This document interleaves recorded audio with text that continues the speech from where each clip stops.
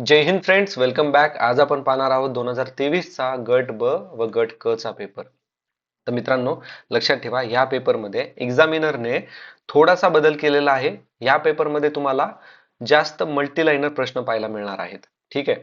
आणि हे जी मल्टीलाइनर प्रश्न आहेत, याचा बेस म्हणलं तर आपला पीवायक्यूज आहेत.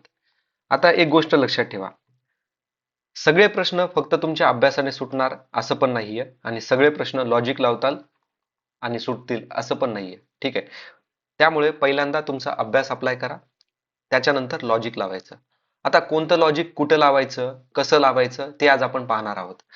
आज स्पेसिफिकली आपण डिस्कस करणार आहोत की जे एक्झामिनर आपल्याला हिडन हिंट देतो ना, तर त्या ओळखायच्या कशा, मल्टीलाइनर प्रश्न वाचायचा कसा, इलिमिनेशन कधी वापरायचं आणि ओव्हर थिंकिंग कुठं थांबवायचं.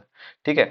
एक गोष्ट लक्षात ठेवा, एक्झाम मध्ये सगळं येणं महत्वाचं नाहीये, तर योग्य विचार महत्वाचा आहे, आणि तो विचार कसा करायचा ते आज आपण डिस्कस करणार आहोत. तर चला सुरुवात करूयात. प्रश्न क्रमांक 1 पासनं आपल्याला विचारला आहे, नारायण मेघाजी लोखंडे यांनी बॉम्बे मिल हँड असोसिएशनची कामगार संघटना स्थापन करीत असताना त्यांना खालीलपैकी कोणत्या व्यक्तीचे सहकार्य मिळालेले होते. आता लक्षात ठेवा, नारायण मेघाजी लोखंडे यांच्याबद्दल आपण खूप वेळेस प्रश्न पाहिलेला आहे. पण त्यांनी काय काय विचारलं होतं प्रश्नामध्ये आपल्याला, की नारायण मेघाजी लोखंडे यांनी कोणत्या न्यूजपेपरसाठी काम केलेलं होतं, त्यांना कोणकोणत्या पदव्या मिळालेल्या आहेत, त्यांनी कोणकोणती असोसिएशन ओपन केलेली आहे, त्याचं इयर विचारलेलं होतं, असे प्रश्न विचारलेले होते. पण ह्यावेळेस त्यांनी सांगितलंय, त्यांनी बॉम्बे मिल हँड असोसिएशन स्थापना केली, आणि ती स्थापना करताना सहकार्य कोणी केलेलं आहे. ठीक आहे. सहकार्य कोणी केले असं विचारलेलं आहे. आता लक्षात ठेवा, तुम्ही वाचलेलं असेल तर वेल अँड गुड, तुमचा अभ्यास तुम्ही अप्लाय करा. पण जर तुम्ही वाचलेलं नसेल तर कसं लॉजिक लावायचं याबद्दल आपण एकदा पाहूयात. आता अ ब क आणि ड ह्या तुम्ही एकदा व्यवस्थित बघा. ड मध्ये तुम्ही बघितलं तर तुम्हाला दिसेल की कृष्णाजी अर्जुन केळुसकर, कृष्णाजी अर्जुन केळुसकर, रामचंद्र शिंदे, नारायण पवार, हे 3 नाव दिलेले आहेत. आणि त्यामध्ये एक नाव त्यांनी कसं दिलंय, पूर्ण नाव दिलेलं आहे, कृष्णाजी अर्जुन केळुसकर. म्हणजे जास्त इन्फॉर्मेशन, डिटेल इन्फॉर्मेशन दिलेली आहे एक्झामिनरना. तर आन्सर हे येण्याचे जास्त चान्सेस आहेत. तर हे लॉजिक वापरलं तर एक कटलं आणि 3 कटलं. ड हे बरोबर आहे. ठीक आहे. ड हे बरोबर आहे आपल्या लॉजिक नुसार. तर ब ड ब क ड, म्हणजे ब पण बरोबर आलं. आता राहिले क, आणि क डिसाइड करणार आपलं आन्सर काय आहे. आता मला सांगा, ही बॉम्बे मिल हँड असोसिएशन कामगार संघटना आहे, आणि संघटना स्थापन करण्यासाठी खूप लोक मदत करतात, आणि खूप लोक मदत करतात, डायरेक्टली इनडायरेक्टली मदत करतात. तर ह्या लॉजिक नुसार आपण आन्सर कडे जाऊयात. ऑप्शन नंबर 4, ब क ड, उत्तर आहे ऑप्शन नंबर 4. आता आपण थोडं अनालिसिस करूयात. नारायण मेघाजी लोखंडे यांनी 1884 मध्ये मिल हँड असोसिएशन याची स्थापना केली. कोणाच्या मदतीने? महात्मा फुले यांच्या मदतीने. महात्मा फुले, नारायण मेघाजी लोखंडे हे महात्मा फुले यांचे अनुयायी होते, सत्यशोधक समाजाचे मेंबर पण होते. ठीक आहे. त्याचबरोबर आता लक्षात ठेवा, बॉम्बे मिल हँड असोसिएशन 1890 मध्ये त्यांनी स्थापन केलेली आहे.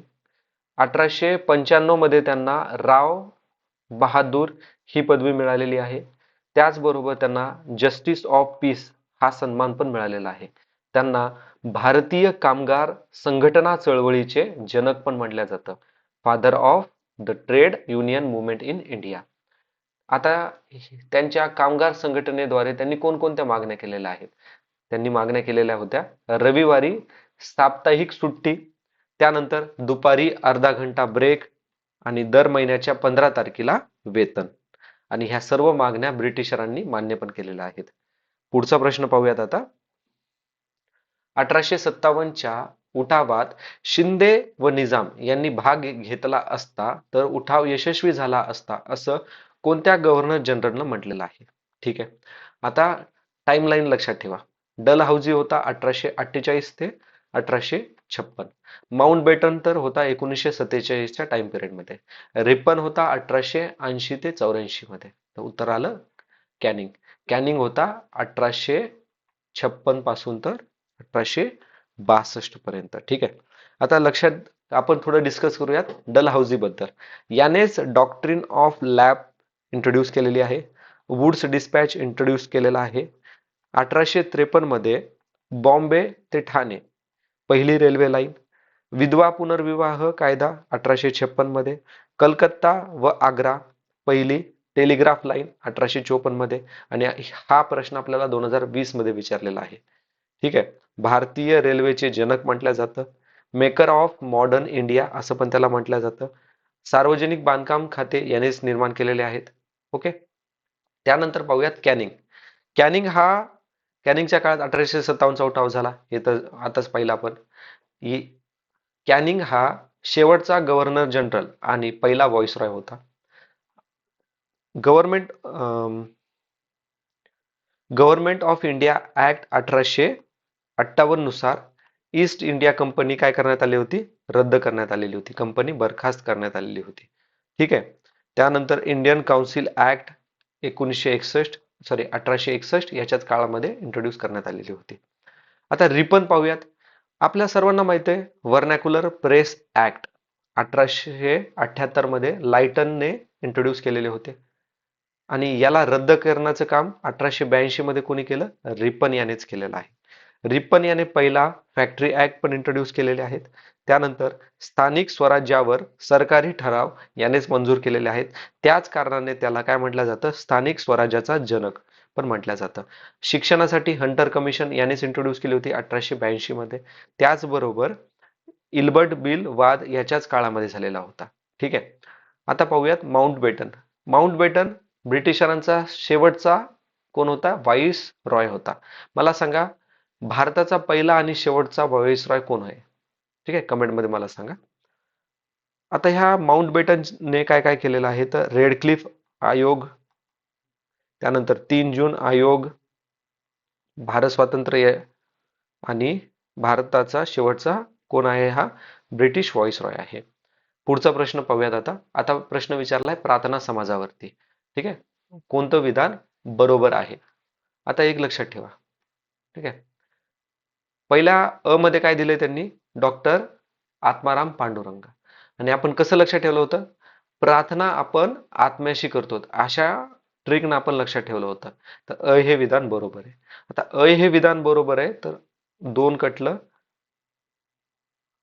4 कटलं. आता राहिलं अ, ब, क. म्हणजे ब हे विधान पण बरोबर आहे. आता पूर्ण डिसाईड करणार क हे विधान. ठीक आहे. आता क हे विधान व्यवस्थित वाचा. प्रार्थना समाजाच्या माध्यमातून काय म्हणलंय त्यांनी? प्रार्थना समाजाच्या माध्यमातून नामजोशी यांनी मजुरांची स्थिती सुधारण्यासाठी सोशल सर्व्हिस लीगची स्थापना केली. बघा ह्या सेंटेन्स मध्ये एक्झामिनरनं पूर्ण पूर्ण कव्हर करून टाकलेलं आहे की समाजामार्फत कोणी, कशासाठी आणि कोणती स्थापना केलेली आहे असं. ठीक आहे. तर याचं उत्तर आहे ऑप्शन नंबर 3 अ, ब, क. 3 याचं उत्तर आहे. आता प्रार्थना समाजाचं मुख्य कार्य काय होतं? तर प्रार्थना समाजाचं मुख्य कार्य आहे एकेश्वर वादाचा विश्वास निर्माण करणे आणि एकाच देवाची उपासना करण्यास भर देण्यास आले. ठीक आहे. म्हणजे एकेश्वर वादावर विश्वास निर्माण करणे आणि एका देवाची उपासना करणे या गोष्टीवर त्यांचं जास्त भर होता. आता ह्या प्रश्नामध्ये आपण दादोबा तरखडकर यांच्याबद्दल डिस्कस करूयात. कारण की आपण 2022 मध्ये ऑलरेडी आत्माराम पांडुरंग यांच्याबद्दल डिस्कस केले, भाऊ महाजन यांच्याबद्दल पण डिस्कस केलेलं आहे. ठीक आहे. आणि प्रार्थना समाजाचं पण थोडंसं डिस्कस ऑलरेडी झालेलं आहे आपलं. दादोबा तरखडकर यांना काय म्हटलं जातं? तर यांना म्हणलं जातं मराठी भाषेचे पाणिनी. काय म्हणलं जातं? मराठी भाषेचे पाणिनी. दादोबा तरखडकर यांनीच मानव धर्म सभाची स्थापना केली आणि मानव धर्म सभा स्थापन करताना त्यांना कोणी कोणी सहकार्य केलं तर दुर्गाराम मेहता, दिनमणी शंकर, दलपत राय यांनी मदत केलेली आहे.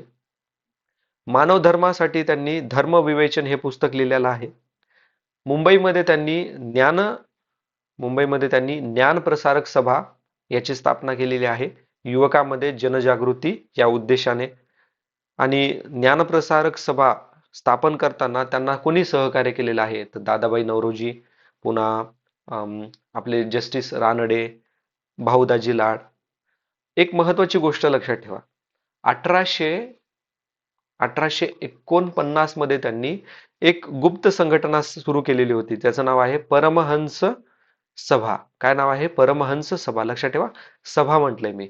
पण 1860 मध्ये नाव फुटी झाल्यामुळे ही सभा बंद पडली. आता तशीच एक त्यांनी परमहंस मंडळी सुरू केली होती मुंबईमध्ये असताना, दुर्गाराम मंचाराम मेहता व बाळशास्त्री जांभेडकर यांना घेऊन. आणि त्याच्यासाठी त्यांनी परमहंसिक ब्राह्मधर्म, ठीक आहे, परमहंसिक ब्रह्मधर्म याचं लिखाण केलेलं आहे. ओके. आता पुढचा प्रश्न पाहायचा आहे आपल्याला. प्रश्न आहे, हिंदू महासभेच्या संदर्भात पुढीलपैकी कोणतं विधान बरोबर आहे? ठीक आहे, पाहूयात आता. 9 एप्रिल 1915 रोजी हरिद्वार येथे कासिम बाजारचे महाराज सर महेंद्रचंद्र नंदी यांनी हिंदू महासभेची स्थापना करण्याचे घोषित केलेलं आहे. हिंदू महासभेचे अध्यक्ष वाशी मुंजे होते. डॉक्टर मुंजे, डॉक्टर हेडगेवार, डॉक्टर परांजपे यांनी नागपूरला 11 नोव्हेंबर 1923 रोजी हिंदू महासभेची शाखा सुरू केली. आता हे तिन्ही विधान बरोबर आहे, ठीक आहे. आणि हे ड हे विधान चुकीचं आहे. आणि ड हे विधान चुकीचं का आहे? कारण की 28, 29, 30 डिसेंबर 1938 मध्ये हिंदू महासभेचे भव्य अधिवेशन तर पार पडले होते, पण हे पुण्यात पडले नसून नागपूरमध्ये पडलेले आहेत. ठीक आहे, नागपूरमध्ये पडलेले आहेत. आता हिंदू महासभेचे उद्दिष्ट काय काय आहेत तर लक्षात ठेवा. शुद्धी चळवळ, त्यानंतर हिंदू राष्ट्राची संकल्पना, नागरी लिपी व गो संरक्षण.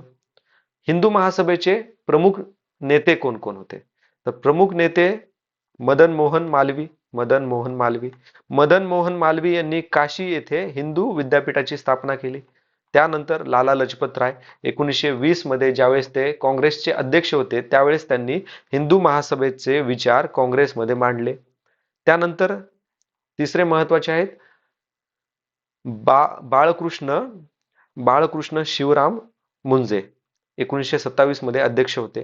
त्यांनी नाशिकमध्ये भोसले मिलिटरी स्कूलची स्थापना केली. 1938 मध्ये अध्यक्ष कोण होते हिंदू महासभेचे? तर विनायक दामोदर सावरकर. 1940 मध्ये श्यामाप्रसाद मुखर्जी. ठीक आहे, श्यामाप्रसाद मुखर्जी. आता पुढचा प्रश्न पाहूयात. आता एक लक्षात ठेवा, श्यामाप्रसाद मुखर्जी यांनी पूर्ण स्वराज्याची मागणी केलेली होती. आणि एक गोष्ट अजून, ज्या वेळेस 1950 मध्ये नेहरू मंत्रिमंडळ बनलं होतं, तर त्या मंत्रिमंडळामध्ये उद्योग व पुरवठा मंत्री म्हणून कोण होते? श्यामाप्रसाद मुखर्जी होते. ठीक आहे, पुढे जाऊन त्यांनी राजीनामा दिला कारण की मतभेद होऊ लागले म्हणून. नेक्स्ट प्रश्न आहे बघा 1857 वरती. आपण दुसरा प्रश्न पण 1857 वरतीच बघितलेला आहे. आता 1857च्या उठावाच्या वेळी इंग्रजांच्या कोणत्या कर्तबगार सेनानींनी महत्वाची भूमिका बजावली? आतापर्यंत आपल्याला विचारलं होतं भारतामध्ये कुठे कुठे रिव्हॉल्ट झाले, त्याच्यानंतर ट्रेंड असा आला महाराष्ट्र ओरिएंटेड विचारायला लागले. आता विचारलंय त्यांनी कोणत्या ब्रिटिश सेनानीने महत्वाची भूमिका निभावली? आपल्याला माहिती आहे ह्यू रोज याने झाशीची राणी लक्ष्मीबाई यांच्या विरोधात लढा दिलेला होता. ठीक आहे, त्याच्यानंतर कॅम्पबेल हा महत्वाचा आर्मी पर्सन होता, कारण की याने कोणाकोणासोबत लढा दिलेला आहे? नानासाहेब सोबत, तात्या टोपे यांच्यासोबत दिलेला आहे. ठीक आहे, हा जो नील आहे ना, जनरल नील याने दिलेला आहे लढा अलाहाबाद मध्ये लियाकत अली यांना. ठीक आहे, तर उत्तर आहे आपलं अ आणि क. तर विधान बरोबर आहे. तर अ आणि क कुठे कुठे आहे? अ क. आन्सर आलं ऑप्शन नंबर 3, अ ब क. ओके, ओड अ ब क. आता याच्यामध्ये आपण थोडंसं डिस्कस करूयात. कोट प्लेस, त्याच्यानंतर भारतातला लीडर कोण आणि कोणत्या ब्रिटिशरांनी त्यांना विरोध केला. ठीक आहे, तर सर्वात पहिल्यांदा बघूयात दिल्लीमधून बहादूर शाह जफर 2 आणि त्यांना विरोध केला Nicholson Hudson. Lucknow Begum Hazrat Mahal Campbell. Kanpur Nanasaheb Campbell. Gwalior Tatya Tope Campbell. Bareilly Khan Bahadur Khan Campbell. झाशीची राणी लक्ष्मीबाई ह्यू रोज. ठीक आहे, त्यानंतर बिहारमध्ये बाबू कुन्वर सिंग यांना पीटर टेलर याने केलेला आहे. ठीक आहे, सॉरी, विल्यम टेलर याने केलेला आहे. आणि ऑप्शन मध्ये विल्यम डिम्बी दिलेले आहेत, त्यामुळे ड चुकलेलं आहे. ओके, विल्यम टेलर कुठे? बिहारमध्ये बाबू कुन्वर सिंग. आणि जनरल नील अलाहाबादमध्ये लियाकत अली यांच्या विरोधात. ओके, आता पुढचा प्रश्न पाहूयात. 1875 मधील शेतकऱ्यांचे उठाव कोणत्या भागामध्ये झाले होते? आता एक लक्षात ठेवा, 1857 दख्खनचे उठाव असा प्रश्न विचारलेला होता. त्यावेळेस आपण म्हणलं होतं सुपा. सुपा कुठे आहे? नगरमध्ये. तर अ हे विधान बरोबर आहे. अ हे विधान बरोबर आहे, तर 2 आणि 4 कटलं. 50-50 पर्यंत तर आलो. आता डिसाईड करणार आहे ड. आता आपल्या प्रश्न क्रमांक 1 मध्ये आपण जे लॉजिक लावलं होतं ना, वायडर लेवलवरती विचार करायचा. ठीक आहे, ह्या 4 जिल्ह्यामध्ये कुठे ना कुठेतरी उठाव झाला असेल, तर तो उठावच असणार ना. म्हणजे तो पण कॅल्क्युलेट केला जाणार ना, तो पण गृहीत धरला जाणार ना. तर उत्तर आहे ऑप्शन नंबर 3. ऑप्शन नंबर 3 आहे अ ब ड. ठीक आहे, नेक्स्ट प्रश्न पाहूयात. क्रांतिकारक सेनापती बापट यांनी खालीलपैकी कोणत्या चळवळी आंदोलनामध्ये भाग घेतला? आता हा जो प्रश्न आहे ना, एक लक्षात ठेवा, गोवा मुक्ती संग्राम, हैदराबाद मुक्ती संग्राम, संयुक्त महाराष्ट्र, महाराष्ट्र मैसूर, हे सर्व उठाव 1947 म्हणजे भारत स्वतंत्र झाला याच्यानंतरच आहेत. आणि गोवा कुठे?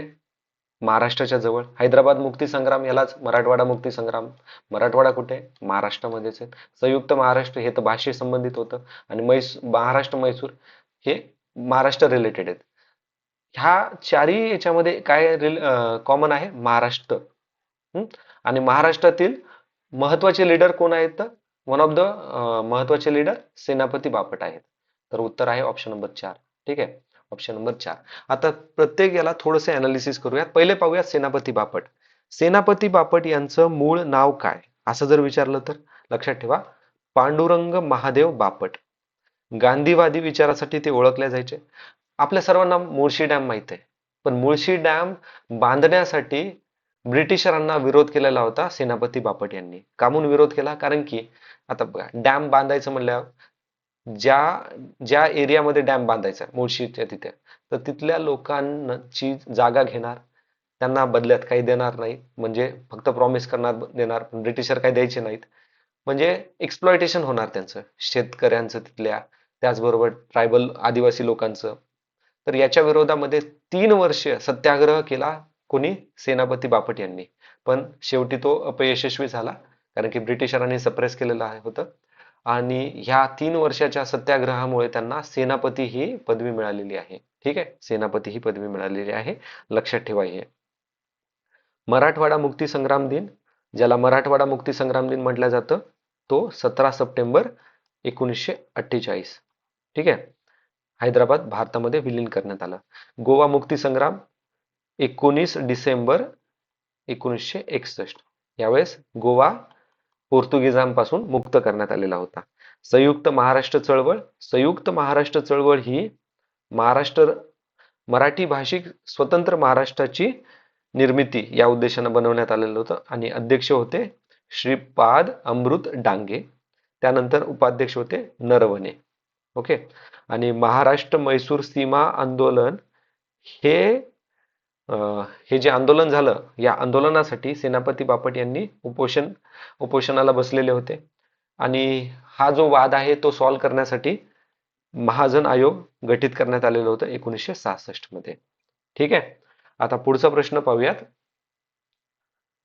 इसवी सन 1919 मध्ये ब्रिटिश सरकारने घटनात्मक सुधारणा दिल्या कारण. आता लक्षात ठेवा, ब्रिटिश सरकारने घटनात्मक सुधारणा दिल्या. 1919च्या आधी काय काय झालं ते इव्हेंट पाहूयात. जसं की वर्ल्ड वॉर 1 चालू झालं 1913-14 मध्ये, आणि 1918 पर्यंत ते संपलं. मग हे वर्ल्ड वॉर 1 संपलं, त्याच्यामुळे पहिल्या महायुद्धाने निर्माण केलेली राजकीय परिस्थिती निर्माण झाली. कशी निर्माण झाली? त्यांनी काळा कायदा आणला. त्या काळा कायद्याच्या अंतर्गत कोणत्या पण भारतीय त्यांना असं डाऊटफुल वाटले की त्यांना ते जेलमध्ये टाकू लागले.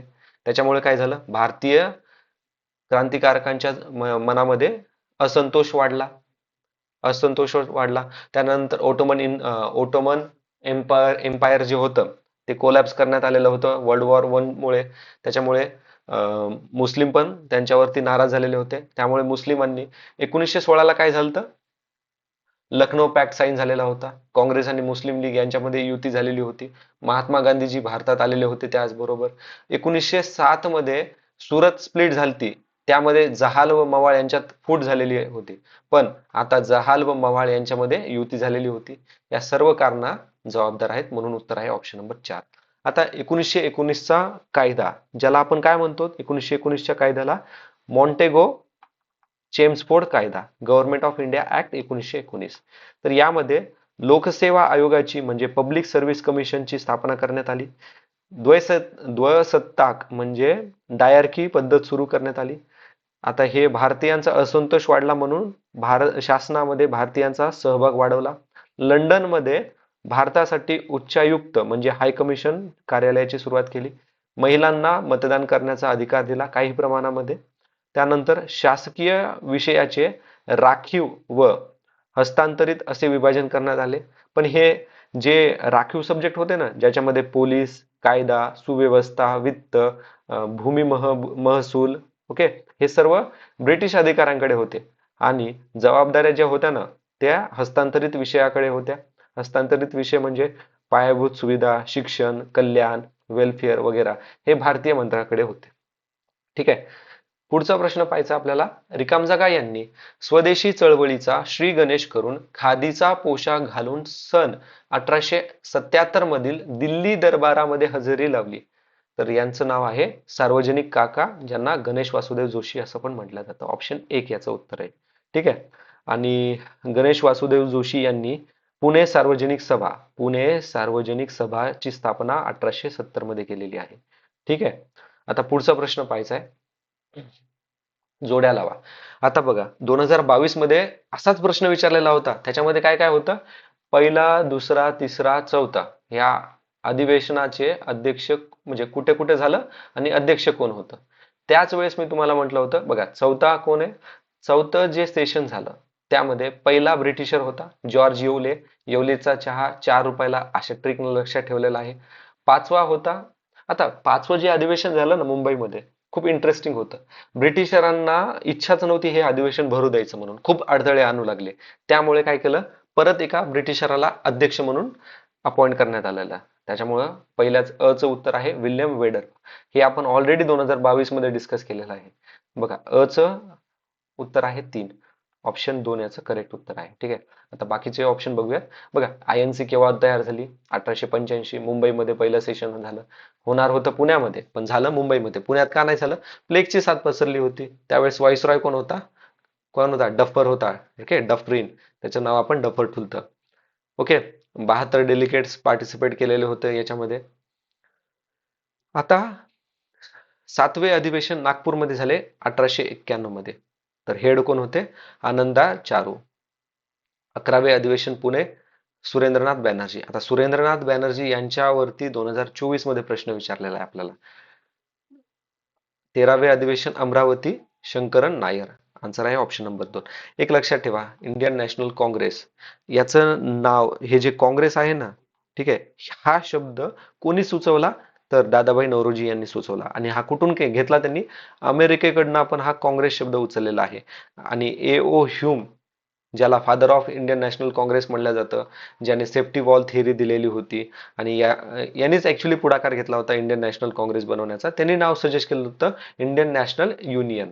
ओके, तर ह्या काही स्टॅटिक इन्फॉर्मेशन पण लक्षात राहू दे. पुढचा प्रश्न पाहायचा आहे आपल्याला आता. भारतात धवल क्रांतीची सुरुवात 1971 मध्ये झाली. आता हा प्रश्नाचा डायरेक्टली हिंट 2022 मध्ये दिलेला होता, नील क्रांती केव्हा झालेली म्हणून. ठीक आहे.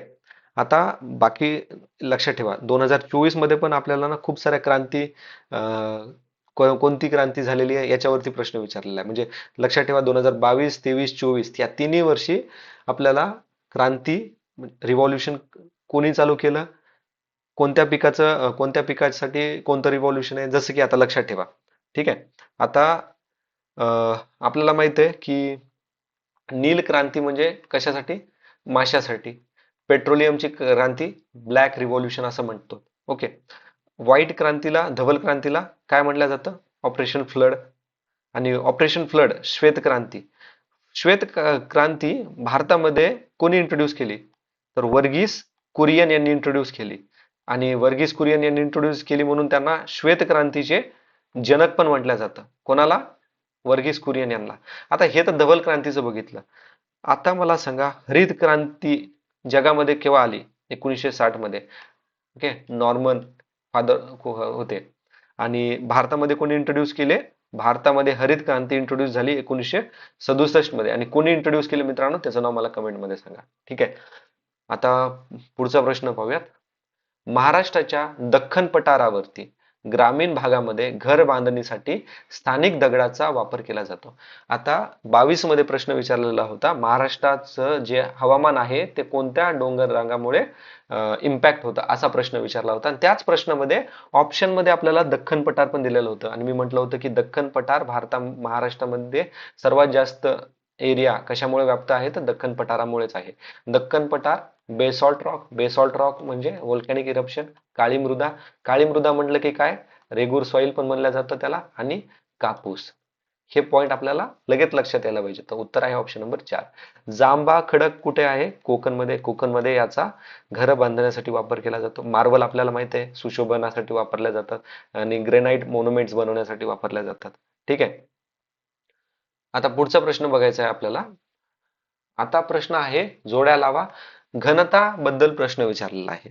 आता एक लक्षात ठेवा, आपल्याला माहिती आहे बिहारमध्ये सर्वात जास्त घनता आहे. कारण की घनतावरती प्रश्न आपल्याला 2022 2020 मध्ये विचारला होता. त्याच अनालिसिस मध्ये डिस्कस केलं होतं की सर्वात जास्त स्टेट वाईज घनता बिहारमध्ये आहे. 2 नंबरला कुठे आहे? बंगालमध्ये आहे, पश्चिम बंगालमध्ये आहे. ठीक आहे. बिहार डी चं 4 आहे. डी चं 4 आहे तर ऑप्शन 3 कटलं. आता हरियाणा, हिमाचल प्रदेश, झारखंड. आता हिमाचल प्रदेश कसा प्रदेश आहे? थंड प्रदेश आहे. लोकसंख्या तिथली कमी आहे. घनता ऑप्शन नंबर बी चं काय आलं? 1. बी चं 1 तर हे कटलं. आता राहिलं 1 आणि 2 मध्ये इलिमिनेट करायचं. ठीक आहे. 50-50 पर्यंत तर आलोत आपण. तर लक्षात ठेवा, हरियाणा म्हटलं की काय येणार आपल्याला? हरियाणा 573 आणि झारखंड 414. ओके, उत्तर आलं ऑप्शन नंबर 2. आता याच्यामध्ये लक्षात ठेवा, 2001 मध्ये भारताची लोकसंख्या घनता 325.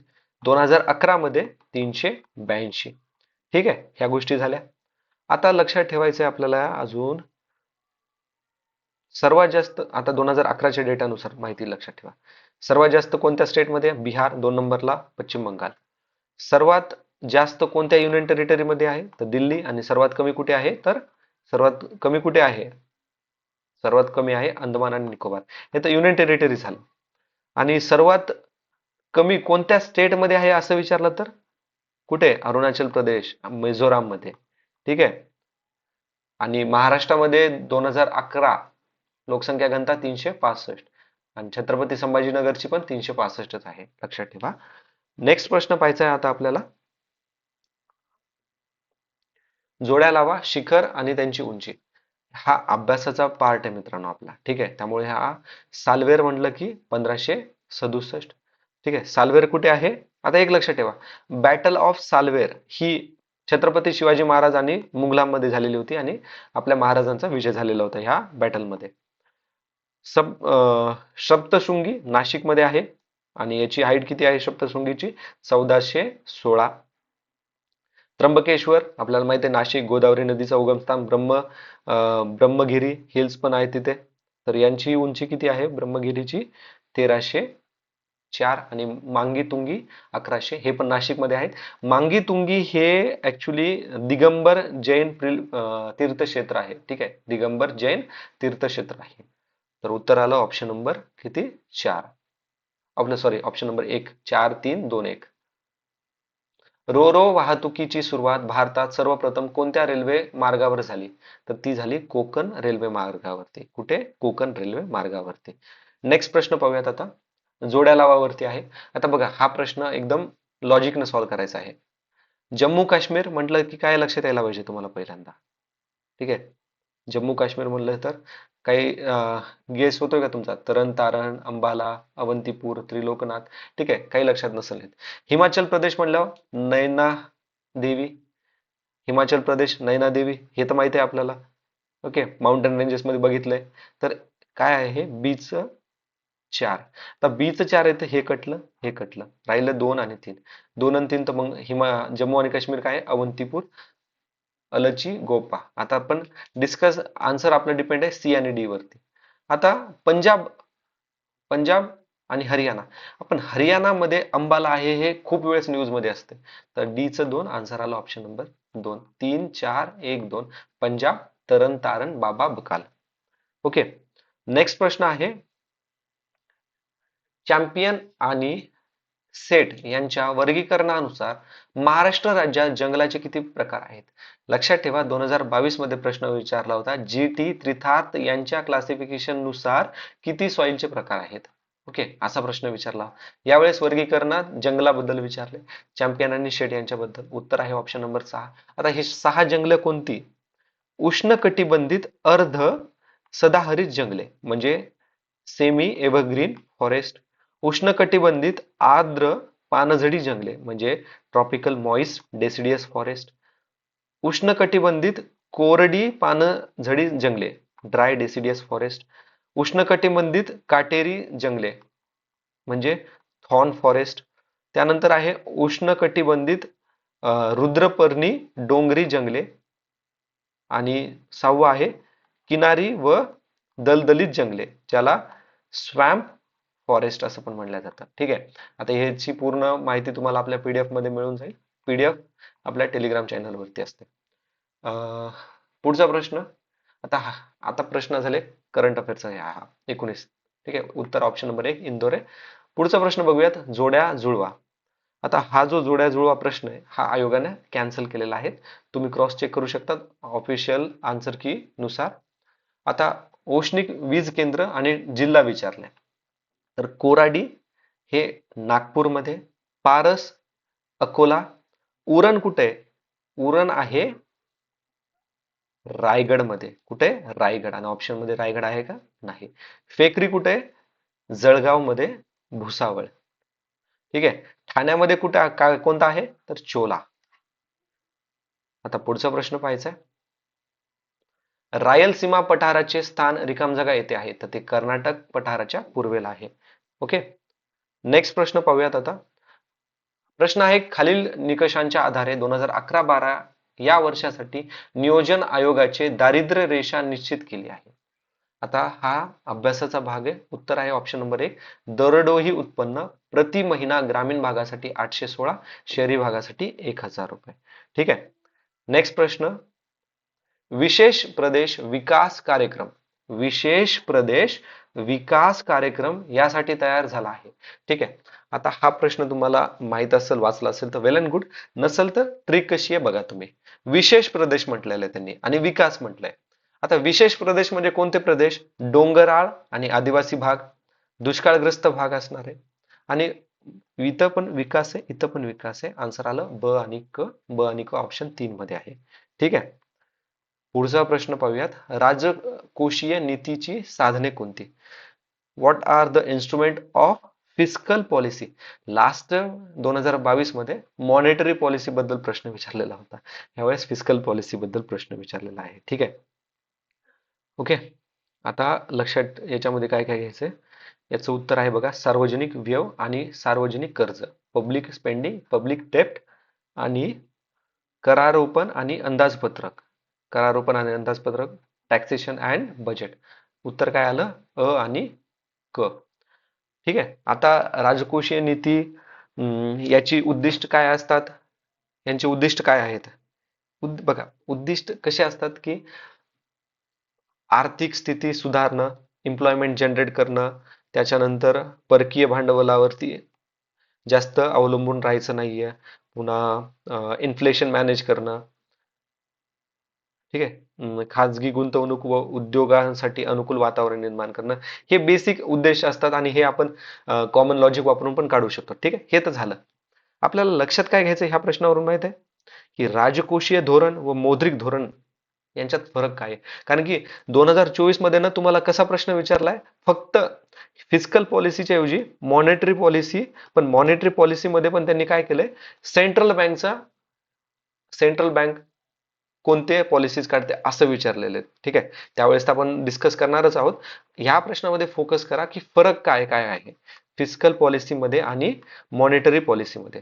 फिस्कल पॉलिसी म्हणजे राजकोषीय आणि मॉनिटरी पॉलिसी म्हणजे मौद्रिक. आता नावात बघा, राजकोषीय म्हणजे कोण करणार, हे गव्हर्नमेंट करणार, म्हणजे फायनान्स मिनिस्टरच्या अंडरमध्ये असणार आहे. आणि मौद्रिक म्हणजे काय, हे आरबीआय कडे आलं. आता मौद्रिक म्हणजे पैसा, म्हणजे पैसा देणार, हे काय करणार, पैसा पुरवठा करणार आणि व्याजदर यांच्यावर डिसाईड असणार. आणि आरबीआय ला काय म्हणतो, बँकर्स ऑफ बँक पण म्हणतो आपण. तर मौद्रिक धोरणाचा भर कशावर असतो, पैशाचा पुरवठा करणं व व्याजदर. तर राजकीय नीती, राजकोषीय म्हणजे काय असणार, गव्हर्नमेंट म्हणजे काय, वेलफेअरच्या स्कीम काढणार, म्हणजे खर्च करणार, कर भरणार, कर्ज देणार वगैरे गोष्टी. ठीक आहे, पुढचा प्रश्न पाहूयात आता.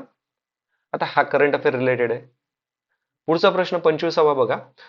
ऑगस्ट 1919 मध्ये भारतातील कर सुधारणा शिफारसीसाठी खालीलपैकी कोणती समिती नियुक्त करण्यात आलेली आहे.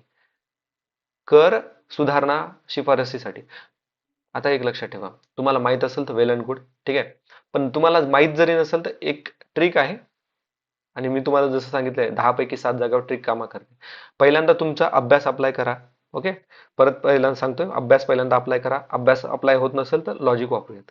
आता सगळे नावं बघा. ठीक आहे, या नावामध्ये डॉक्टर जे चेलैया, डॉक्टर राजा जे चेलैया यांचंच नाव पूर्ण दिलेलं आहे. ऑप्शन 1 याचं उत्तर आहे. ठीक आहे. आता नरसिंहम यांनी कशासाठी कंट्रीब्यूट केलेलं आहे, तर बँकिंग सुधारणा, ओके, बँकिंग रिफॉर्मसाठी.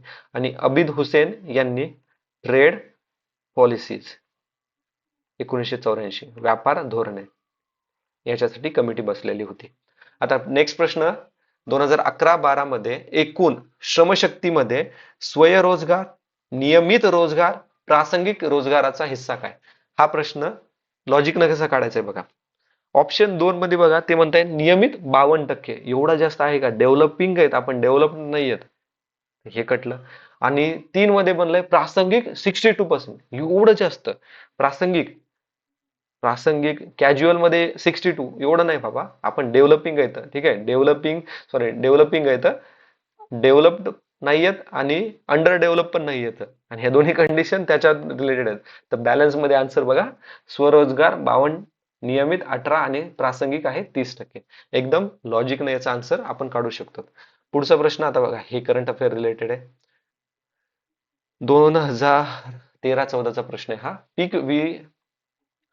पीक विविधीकरण कार्यक्रम 2013-14 पासून रिकाम जागाची योजना म्हणून राबविण्यात आलेला आहे. Crop diversification programme was implemented since 2013-14 as a sub scheme of. आता प्रश्नामध्ये बघा, पीक शेती, तर कुठे कुठे पीक विधीकरण कार्यक्रम, काय म्हटलंय त्यांनी, पीक विधीकरण कार्यक्रम. तर ऑपरेशन ग्रीन तर आपल्याला माहिती आहे केव्हा आलेलं माहिती आहे, आपण वर डिस्कस केलं, तर हे तर कटलं. एक जिल्हा एक उत्पन्न याला काढून टाका. राष्ट्रीय कृषी, आता पीक म्हणलं की कृषी, भारतीय प्राकृतिक कृषी पद्धत योजना, ह्या 2 मध्ये आलोत आपण. ठीक आहे, आता जसं की जेवढं मोठं ऑप्शन तेवढं जास्त आन्सर असतात, पण मी तुम्हाला म्हटलं 10 पैकी 7 जागेवर ते लॉजिक चालतं. इथं उत्तर आहे ऑप्शन नंबर 2, राष्ट्रीय कृषी विकास योजना. ठीक आहे, राष्ट्रीय कृषी विकास योजना याच्या अंतर्गत हा कार्यक्रम झालेला आहे. पुढचा प्रश्न, आता हा प्रश्न महत्वाचा आहे. 2021-22च्या दरम्यान M3 मध्ये कशाचा समावेश केलेला आहे. आता पहिले तर लक्षात ठेवा, चलन पुरवठ्याचे प्रकार आहेत मनी supply मेजर्सचे M1, M2, M1, M2, M3, M4. M1 म्हणजे काय, चलन म्हणजे करन्सी प्लस मागणी ठेव म्हणजे काय, डिमांड डिपॉझिट. M2 म्हणजे काय, M1 प्लस पोस्ट बचत बँकाची बचत ठेवी. आणि M3 आहे M1 प्लस व्यापारी बँकातील निव्वळ मुदत. ठीक आहे, आणि M4 काय येतं, M3 प्लस पोस्ट ऑफिस मधील बँकाची एकूण ठेवी. ठीक आहे, कशासाठी, M4 साठी. आपल्याला M3 विचारलंय, बँकाकडील मुदत ठेवी आणि बँकाकडील मागणी ठेवी. आन्सर आहे ऑप्शन नंबर दोन क आणि ड. आता एक याच्यामध्ये लक्षात ठेवा, M1 आणि M2 यांना म्हणलं जातं संकीर्ण चलन म्हणजेच नॅरो मनी, आणि M3 आणि M4 ला म्हटलं जातं विस्तृत चलन म्हणजे ब्रॉड मनी. ठीक आहे, ब्रॉड मनी असं म्हटलं जातं. ठीक आहे, पुढचा प्रश्न पाहूयात आता. आता प्रश्न आहे 2023-24 च्या अर्थसंकल्पात खालीलपैकी कोणते प्राधान्यक्रम आहेत. आता ना मित्रांनो लक्षात ठेवा, 2024 मध्ये ना हा असाच प्रश्न विचारलाय, फक्त या प्रश्नामध्ये ना 2024 मध्ये ना त्यांनी सेंटेन्स मोठे करून दिलेले आहेत. ठीक आहे, मी त्यावेळेस तुम्हाला कम्पेअर करून पण हा प्रश्न समजून सांगेल. 2023-24 च्या अर्थसंकल्पात खालीलपैकी कोणते प्राधान्यक्रम आहेत.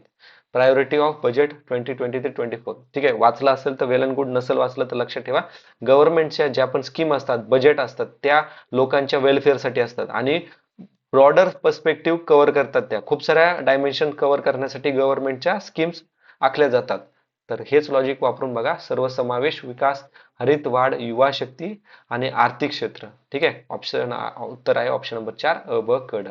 ओके, पुढचा प्रश्न आहे, 12व्या वित्त आयोगाने राष्ट्रीय आपत्ती निवारण निधीची योजना केंद्र आणि राज्याच्या योजनासह रिकाम्या जागाच्या प्रमाणात चालू ठेवण्याची शिफारस केली आहे. आता इथे आपली ट्रिक फेल होणार आहे. आपल्याला माहिती आहे की केंद्र सरकार जास्त इन्व्हेस्ट करतो कम्पॅरेटिव्हली राज्य सरकार, पण इथं उलट आहे. ऑप्शन नंबर ए याचं उत्तर आहे. ओके, 12वे वित्त आयोगाचे अध्यक्ष कोण आहेत, डॉक्टर सी रंगराजन. ठीक आहे, आता पुढच्या 2024 मध्ये सी रंगराजन कमिटी कशासाठी आहे असा प्रश्न विचारलेला आहे. लक्षात ठेवा, 2002 मध्ये ही कमिटी होती, म्हणजे वित्त आयोग होता, आणि वित्त आयोगाची स्थापना 280 अंतर्गत प्रेसिडेंट करतात 5 वर्षासाठी. ओके, नेक्स्ट प्रश्न आहे, खालीलपैकी कोणते विधान अयोग्य, आपल्याला अयोग्य विचारले.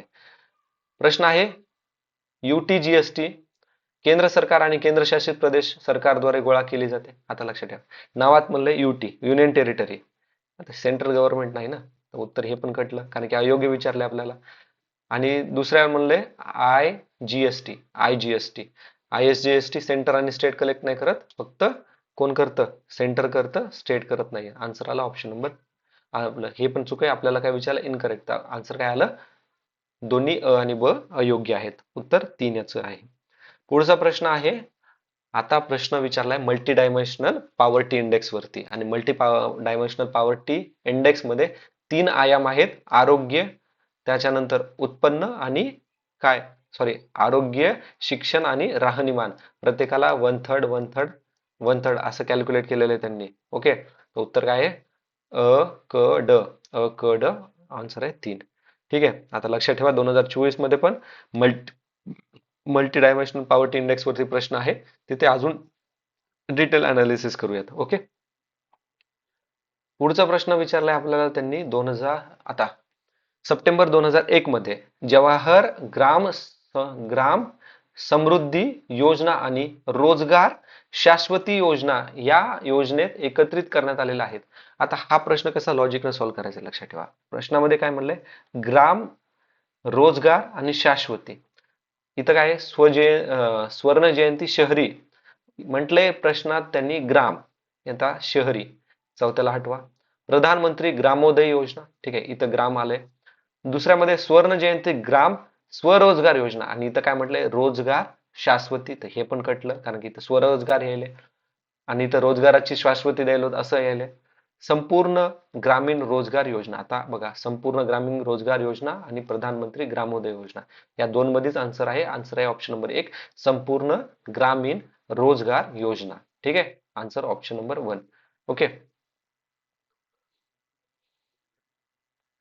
आता प्रश्न, आता बघा, हा जो प्रश्न आहे ना, लिटरली सांगतो टफ प्रश्न आहे. ठीक आहे, इथे कोणतंच लॉजिक अप्लाय होत नाही ना, काहीच होत आहे. उत्तर आहे ऑप्शन नंबर 2, 2008-2009. ठीक आहे, पुढचा प्रश्न स्टॅटिक पार्ट वरती आहे, उत्तर हैदराबाद. आता 37वा आपल्यासाठी रिलेव्हंट नाही आहे, करंट अफेअरचा प्रश्न आहे. 38 करंट अफेअर रिलेटेड प्रश्न, 29, 40, 41, त्यानंतर हे 42 हे करंट अफेअर रिलेटेड प्रश्न येतात. आता बघा याच्यामध्ये ना, हे एक गोष्ट लक्षात ठेवा, हे IAEA, युनिसेफ, IMF UNSC याच्याबद्दल थोडंसं डिस्कस करूयात. जसं की इंटरनॅशनल ॲटॉमिक एनर्जी एजन्सी याचं मुख्यालय आहे. काय हे? International Atomic Energy Agency. Atomic Energy Agency headquarter Vienna, Austria. आणि याचं मुख्य उद्दिष्ट आहे की जे न्यूक्लिअर बॉम्ब आहेत ना, तर न्यूक्लिअर वेपन न बनवता न्यूक्लिअरचा वापर एनर्जी बनवण्यासाठी करावा. ठीक आहे. नंतर युनिसेफचं हेडक्वार्टर आहे न्यूयॉर्क सिटी. युएनएससीचं हेडक्वार्टर कुठे आहे? न्यूयॉर्कमध्ये. आता युएनएससीचं लक्षात ठेवा, 15 मेंबर असतात, 5 परमनंट आहेत, 10 2 वर्षासाठी निवडून येतात. 5 परमनंट कोण येतं? चायना, फ्रान्स, UK, USA आणि रशिया, ज्यांच्याकडे व्हिटो पॉवर आहे. Okay. World bank headquarter Washington DC. आता 44 करंट अफेअर रिलेटेड आहे. 45 आता इथे मिलिटरी एक्सरसाइज बद्दलचा प्रश्न आहे. ओके. याचं उत्तर आहे भारत आणि सौदी अरेबिया. इव्हन आपल्या करंट अफेअर्सच्या सिरीजमध्ये पूर्ण मिलिटरी एक्सरसाइज आपण पाहिल्याच आहेत. ओके. बाकी सर्व करंट अफेअर रिलेटेड प्रश्न येतात. ठीक आहे. आणि आता 51 पासून चालू होत आहेत इंडियन पॉलिटीचे, जे प्रश्न आपण नेक्स्ट व्हिडिओमध्ये डिस्कस करूयात. जर तुम्हाला काही डाऊट असेल किंवा काही सजेशन पण मला द्यायचे असतील तर प्लीज मला कमेंट बॉक्समध्ये मेन्शन करा. Thanks for watching. See you in next video. जय हिंद. Take care.